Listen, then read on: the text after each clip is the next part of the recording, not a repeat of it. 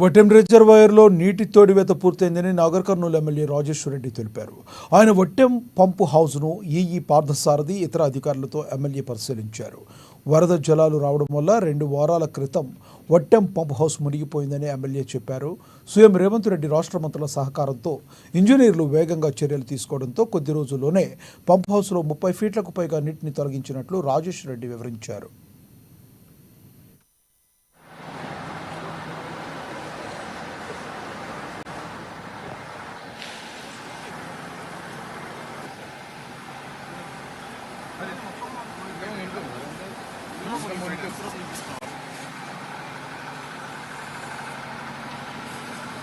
నూతన భవన నిర్మాణానికి ఫౌండేషన్ సందర్భంగా వేదికలు అలంకరించిన డిఓ గారు, ప్రిన్సిపల్ గారు, కౌన్సిలర్లు, నాయకులు, అదేవిధంగా ముఖ్యంగా ఈ యొక్క పాఠశాల ఉపాధ్యాయులకు, ఇక్కడ విచ్చేసిన స్కూల్ పిల్లలకు ప్రతి ఒక్కరికి పేరు పేరున నా హృదయపూర్వక నమస్కారం.